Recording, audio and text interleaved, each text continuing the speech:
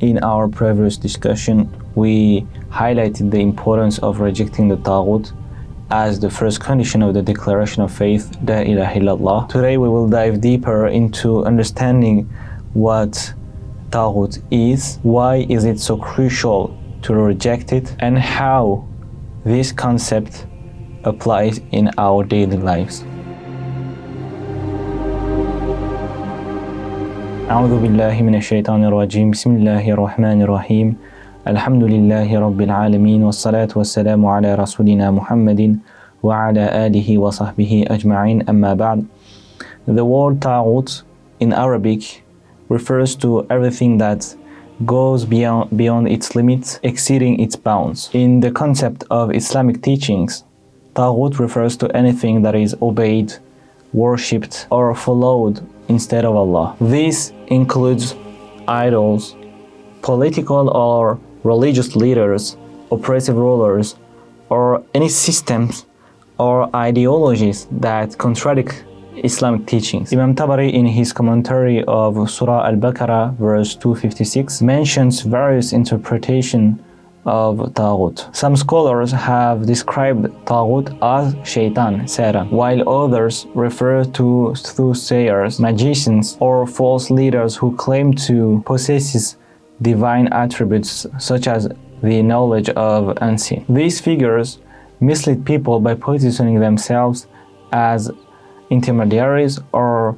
alternative source of guidance, which contradicts the exclusive worship and authority of Allah. This could be a person, an idol, a system, or an ideology that people place above Allah's laws. In our contemporary world, understanding Taghut goes beyond understanding historical figures or idols. It requires identifying modern forms of Taghut that may not be obvious. For example, participating in democratic elections that uphold laws that contradict Islamic teachings also fall under the concept of Taghut. When individuals support systems that legislate in opposition to Islamic laws, they recognize a source of authority other than Allah. This is where the rejection of Taghut becomes critical in fulfilling the declaration of faith. When people vote in systems that allows human-made laws to override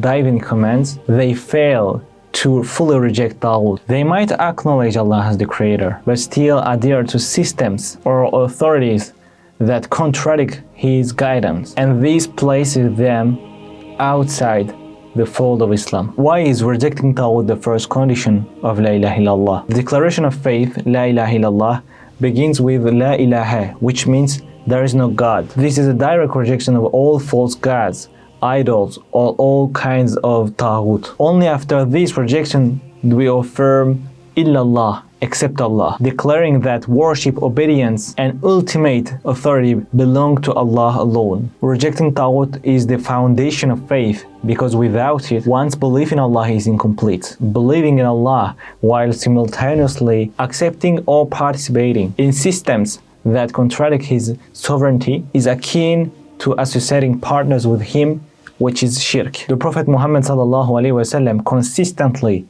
highlighted this point. For instance, he said, whoever says La ilaha illallah and reject whatever is worshipped besides Allah, their life and wealth are protected and their reckoning is with Allah. This hadith underscores that the protection of wealth and life under Islam is guaranteed only when one not only declares the oneness of Allah, but also rejects all forms of Taghut. Recognizing Taghut in our modern time requires understanding the underlying attributes that define it. It is not just about physical idols or historical figures. It is about anything that takes the place of Allah in terms of worship, obedience, or authority. By understanding this concept, we can better fulfill the first condition of declaration of faith. So to truly embrace La ilaha illallah, we must start by rejecting all forms of Taghut. This is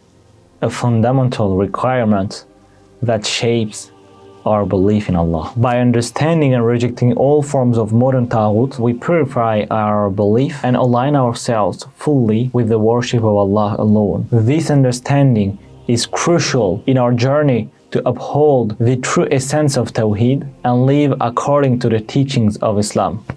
May Allah subhanahu wa ta'ala help us understanding all these concepts and live upon Islam.